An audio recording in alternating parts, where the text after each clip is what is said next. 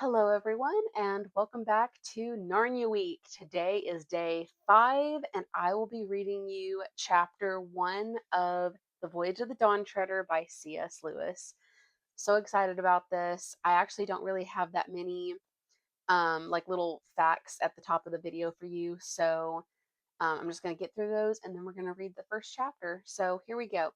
So obviously, in the past few videos, I have talked about like some of the different adaptations that have been done for the Chronicles of Narnia. And with the Voyage of the Dawn Treader, there's actually quite a few. There is the audio drama from Focus on the Family Radio Theater, which I think maybe in another video I had said that I was going to include a link and I forgot. So I'm going to make sure I, include that link down below in this video. And also, this is one of the books that was adapted by the BBC for their Narnia miniseries that they did in like the late 80s, super early 90s. And so obviously we have this. I talked about this one yesterday. And so obviously we have Prince Caspian and then we have Voyage of the Dawn Treader. Super cool. I love it. And you can get these on DVD, but they're for free here on YouTube as well. So I'm going to include the link to watch that down below. And obviously, Voyage of the Dawn Treader was the last of the Walden Media adaptations of Narnia. I say Walden Media because the first two were adapted by Disney and Walden Media, but then there was like that weird thing where like it switched over to 20th Century Fox, and so like it was the same cast, but it just wasn't really that great. I don't know.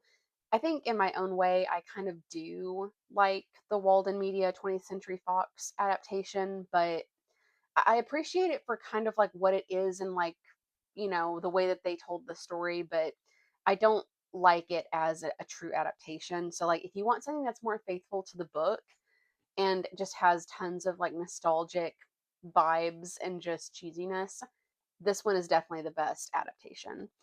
And as far as I know, because I've talked about the Logos Theater the past few times as well, I do not think that they have done the Voyage of the Dawn Treader yet. I think they've only done Lion, Witch, and the Wardrobe, Prince Caspian, and the Horse and His Boy.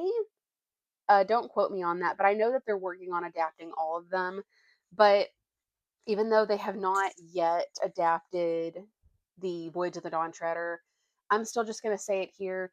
Logos Theater, please, please, please put the recordings of the Narnia plays on your website to watch on demand. I will pay that money. It's just a lot of us cannot afford to fly out to see the show and like buy those tickets. So I'm begging you. So, and I'm going to also include again the links to their Instagram and their website. Go down there, don't bully them, but please kindly request to put those on demand because a lot of their other shows are on demand, but the Narnia ones are not. Don't gatekeep. Hashtag don't gatekeep, please. um, so yeah, have that.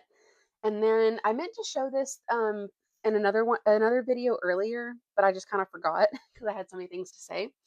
But I wanted to show you guys this really cute necklace that I have. This necklace came out with the first Disney adaptation. This is my Aslan necklace, and it's kind of like double sided. This one is one of my most treasured um, gifts that I've ever gotten. This was given to me by my grandma the winter of 2005 when the Lion, Witch, and the Wardrobe came out. And yeah, this is like one of my favorite necklaces. It's just, I treasure it so much. And like, it was one of the Christmas gifts from my grandma that I definitely like treasure and that I just, yeah, hold close to my heart. And yeah, just wanted to show you guys that. And I actually do have a bracelet. I just forgot to get it out. Actually, I'm going to get that out now. I'm not going to save it for the next video. I'm just going to show it to you. There we go. Just threw it over here. So this one technically was my mom's, but she just was like, hey, I'll just let you have this. So, man, there was like so much cool merch that came out with those movies. And I really wish that I could have gotten all of it because they came out with like cool, like miniature versions of like the Christmas gifts that the kids get, like a mini version of like Lucy's little cordial and her dagger, and then Peter's sword and shield, and then Susan's bow and arrows, and then the horn. Oh, I really wish I could have gotten those. But yeah, so this is like a charm bracelet, and it does have Aslan on it, but it has all the other bits, like the other characters on it. So it has, I think that that one is Edmund, and then I think that that is meant to be Susan, I believe. Oh no, no, no, wait. I think that that might actually be the witch. Crap. Hold on. There we go. That is Susan. So I'm trying to make sure that you guys can see them. That's the beavers. Um, Focus. There we go. That's Peter. Hold on. Sorry, it's kind of hard to hold this. And then obviously we have Aslan. And then we have Tumnus. Actually, I think the figure in the cloak might have been Lucy as well. I don't know, but I know that Lucy's also. No, hold on. Okay, sorry, this is really hard to. Lucy in the wardrobe. Yeah. So anyway, that's that. I hope that you guys are able to see that pretty clearly. But anyway, and that's pretty much all I have to share at the top of the video. Anyway, also, I got myself a peppermint mocha. Mm. All right, and now we're going to read chapter 1 of The Voyage of the Dawn Treader. This book, personally, is one of my favorites. I don't know. I love so many of the Narnia books. Like, it's hard to say which one is my absolute favorite. But I don't know. I think Horse and His Boy definitely is the top favorite because I did say that. But there's just something about like the other ones, like Lion, the Witch, and the Wardrobe, definitely up there for me as well. And then obviously, Voyage of the Dawn Treader is just so close to me personally. I just love it so much. And the character of Eustace has to be one of my favorite character arcs ever, especially the story of like the dragon, like oh my gosh. That is like just it's so beautiful. And like if you haven't read Voyage of the Dawn Treader, which I'm like it's been quite a while, maybe you should read it because I'm like I don't want to really spoil what happens, but um, I'm just gonna say, like, the story with Eustace and the dragon is one of the most beautiful allegories and symbolism for baptism that I have ever read, and it's meant a lot to me personally in like my own journey with God and like just the breakthrough that I've had in my life, and it's just so intense and it's so real and it's just so beautiful and like oh, I love it. So anyway, just gonna be reading chapter 1, obviously. So So here we go. Voyage of the Dawn Treader, Chapter 1, The Picture in the Bedroom. Also, don't want to spoil it because also, like, I'm just going to be reading. I don't want to interrupt myself, but this one has the hands down the best opening line in a book that I have ever read.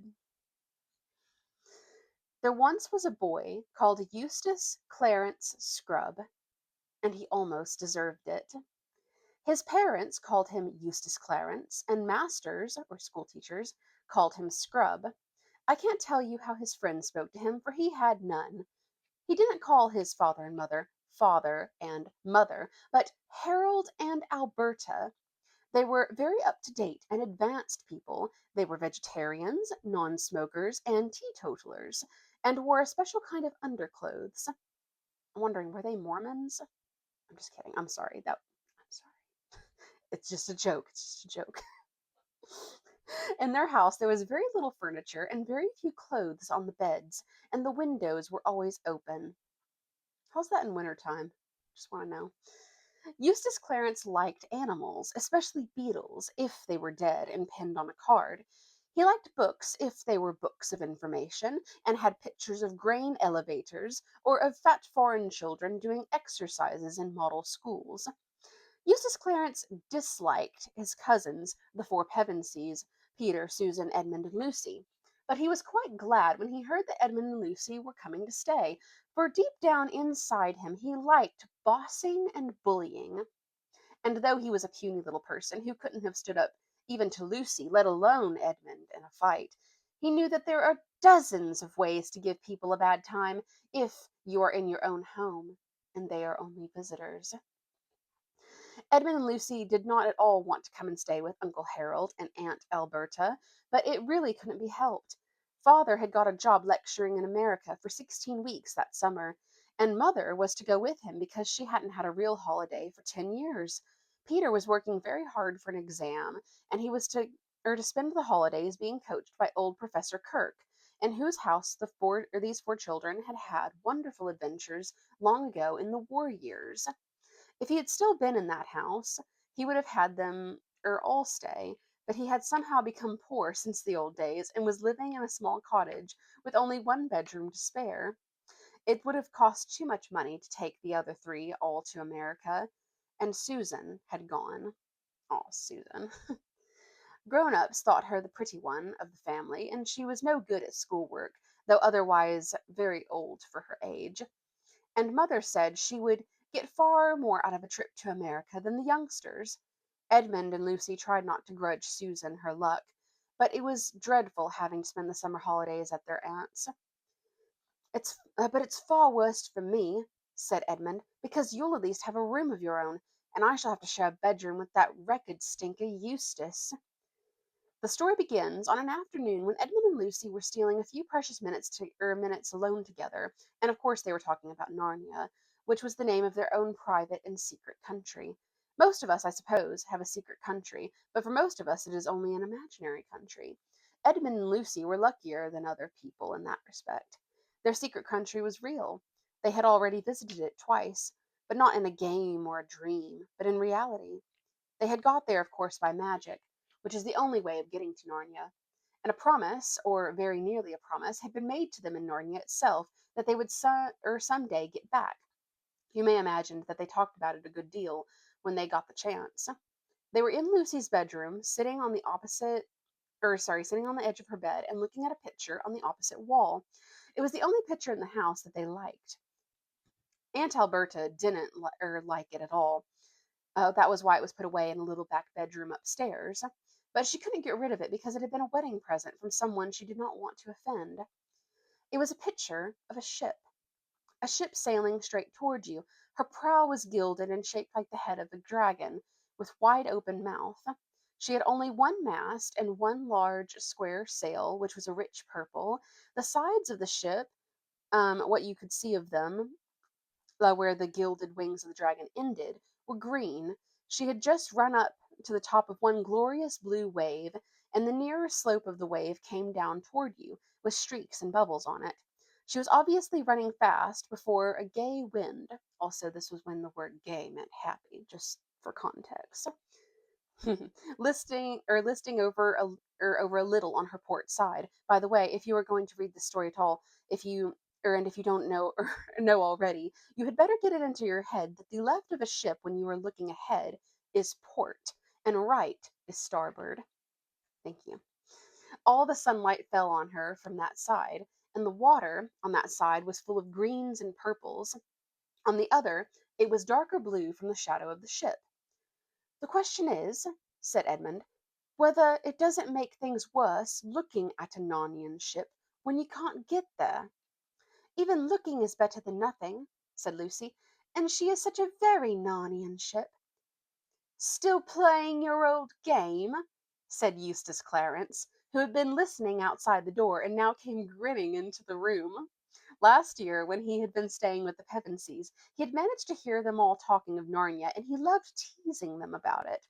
He thought, of course, that they were making it all up, and as he was far too stupid to make anything up himself, he did not approve of that. I'm sorry, it's so funny. You're not wanted here, said Edmund curtly. I'm trying to think of a limerick, said Eustace. Ah, something like this. Some kids who played games about Narnia got gradually balmier and balmier. Well, Narnia and balmier don't rhyme to begin with, said Lucy. It's an assonance, said Eustace. Don't ask him what ossy thingy gummy is, said Edmund. He's only longing to be asked. Say nothing and perhaps he'll go away. Most boys, on meeting a reception like this, would either have cleared out or flared up. Eustace did neither. He just hung about grinning, and presently began talking again. Do you like that picture? He asked. For heaven's sake, don't let him get started about art and all that, said Edmund hurriedly. But Lucy, who was very truthful, had already said, Yes, I do. I like it very much. It's a rotten picture, said Eustace. You won't see it if you step outside, said Edmund. Why do you like it? Said Eustace to Lucy. Well, for one thing, said Lucy, I like it because the ship looks as if it was really moving, and the water looks as if it's really wet, and the waves look as if they're really going up and down. Of course, Eustace knew lots of answers to this, but he didn't say anything. The reason was that at that very moment he looked at the waves and saw that they did look very much indeed as if they were going up and down. He had only once been in a ship, and then only as far as the Isle of Wight, and had been horribly seasick. The look of the waves in the picture made him feel sick again. He turned rather green, and tried another look. Then all three children were staring with open mouths. What they were seeing may be hard to believe when you read it in print, but it was almost as hard to believe when you saw it happening. The things in the picture were moving. It didn't look at all like a cinema either. The colors were too real and clean and out of doors for that. Down went the prow of the ship into the wave, and up went a great shock of spray, and then up went the wave behind her, and her stern and her deck became visible for the first time, and then disappeared as the next wave came to meet her, and her bows went up again. At that same moment an exercise book which had been lying beside Edmund on the bed flapped, rose, and sailed through the air to the wall behind him, and Lucy felt all her hair whipping around her face as it does on a windy day. And this was a windy day, but the wind was blowing out of the picture toward them. And suddenly, with the wind came the noises, the swishing of waves and the slap of water against a ship's sides, and the creaking, and the overall high steady roar of air and water. But it was the smell, the wild, briny smell, which really convinced Lucy that she was not dreaming. Stop it! Came Eustace's voice, squeaky with fright and bad temper. It's some silly trick you two are playing. Stop it! I'll tell Alberta. Ow! The other two were more accustomed to adventures, but just exactly as Eustace Clarence said "ow," they both said "ow" too. The reason was that a great cold, salt splash had broken right out of the frame, and they were breathless from the smack of it, besides being wet through. "I'll smash the rotten thing!" cried Eustace, and then several things happened at the same time. Eustace rushed toward the picture. Edmund, who knew something about magic, sprang after him, warning him to look out and not be a fool. Lucy grabbed at him from the other side and was dragged forward, and by this time either they had grown much smaller or the pitcher had grown bigger. Eustace jumped to try to pull it off the wall and found himself standing on the frame. In front of him was not glass, but real sea and wind and waves rushing up to the frame as they might to a rock. He lost his head and clutched at the other two who had jumped up beside him. There was a second of struggling and shouting. Just as they thought they had got their balance, a great blue roller surged up round them, swept them off their feet, and drew them down into the sea. Eustace's despairing cry suddenly ended as the water got into his mouth. Now, before I continue to the next page, I'm just going to let you guys see beautiful colored illustrations.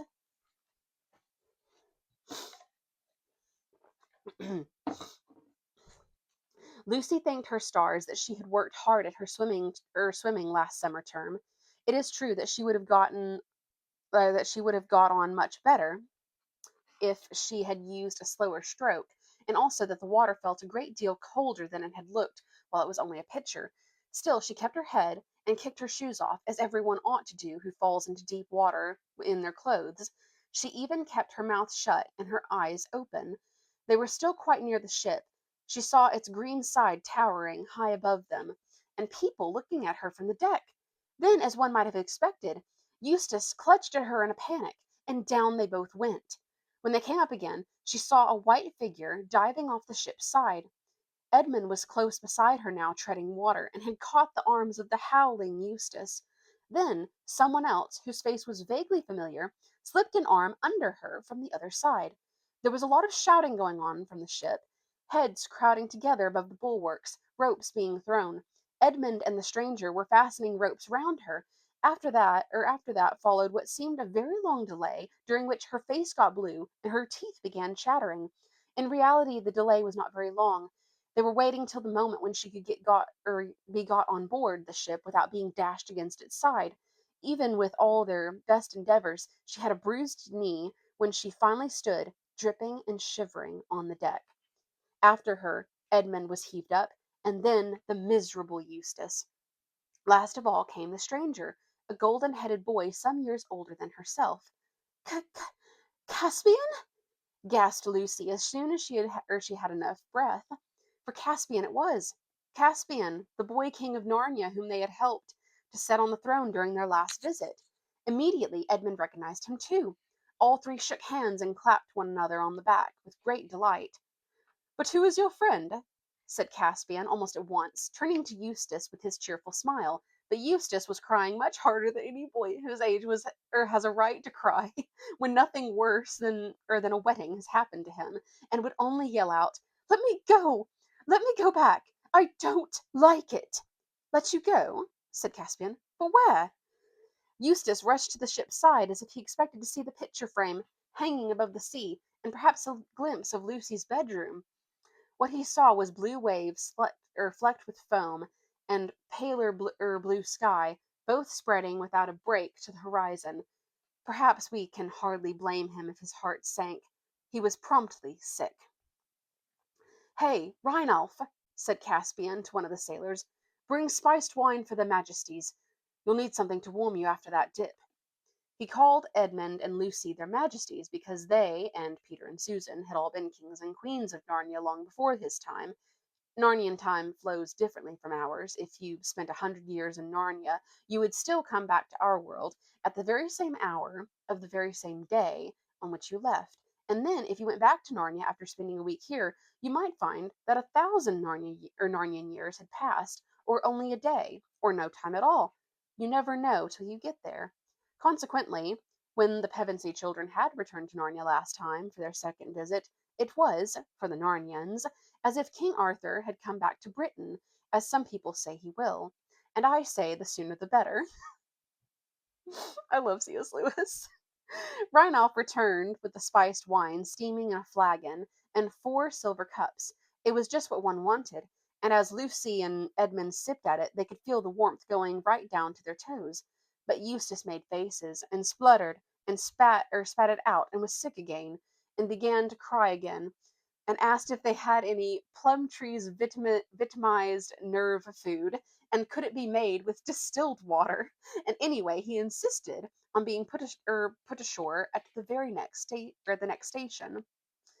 "This is a merry shipmate you've brought us, brother," whispered Caspian to Edmund, with a chuckle. But before he could say anything more, Eustace burst out again. "Oh, ugh! What on earth is that? Take it away, the horrid thing!"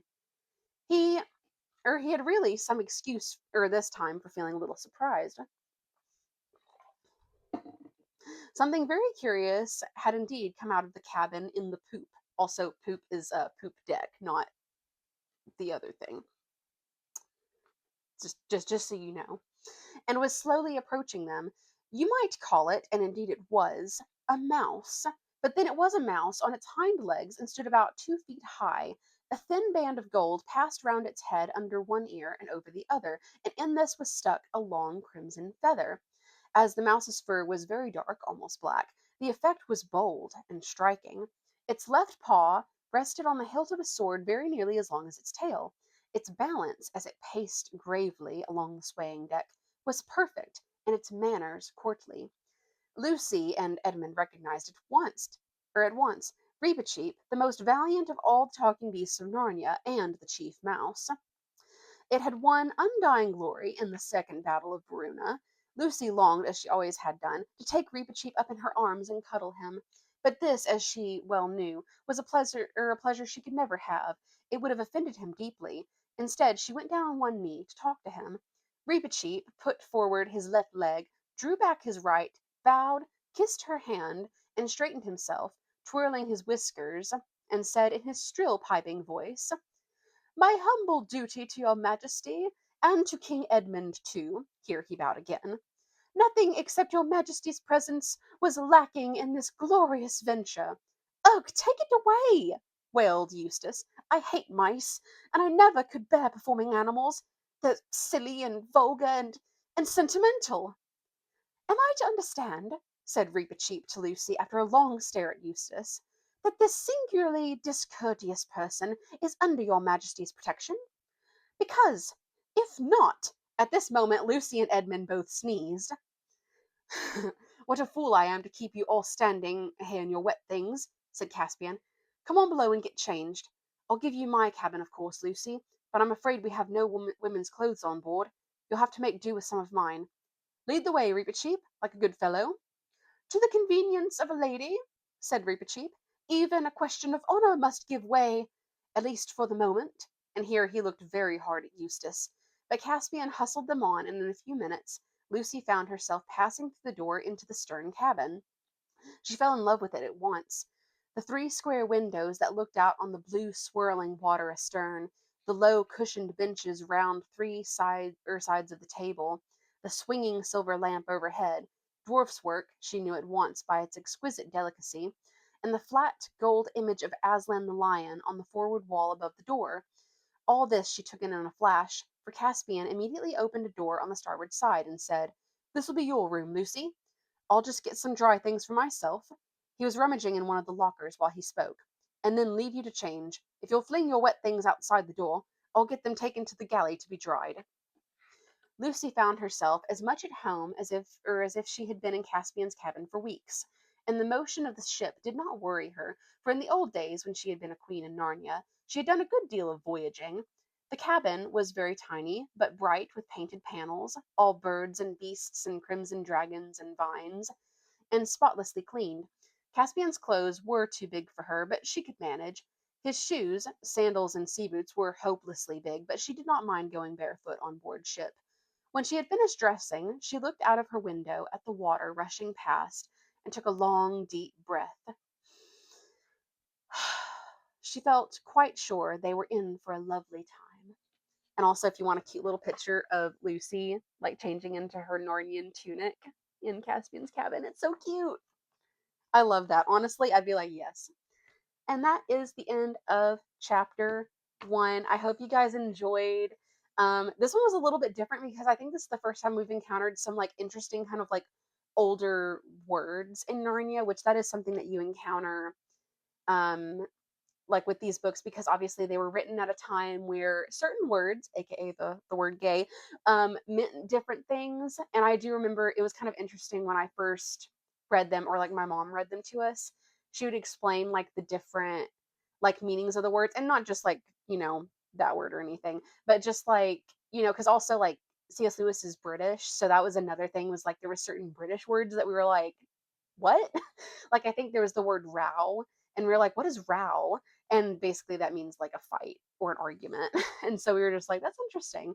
So that was kind of one of the many things that we learned when we did read it for the first time, and we also did like a whole Narnia study. So it's really interesting to like kind of like learn if you like take the time to do a study on it. But yeah, Voyage of the Dawn Treader, definitely one of my favorites. And also Eustace, you could tell I was trying not to break, because the stuff with Eustace just makes me laugh so hard. He's just, yeah, one of my favorite characters. And yeah, I love it. Love his voice, love all the things. But anyway, I hope you guys enjoyed this video. Thank you so much for sticking around for Narnia Week. We sadly only have 2 more videos to go, so yeah, I'm really sad about that. But anyway, I hope you guys enjoyed this video, and I will see you in the next one, where I will be reading the first chapter of The Silver Chair. I love you guys. Bye. God bless.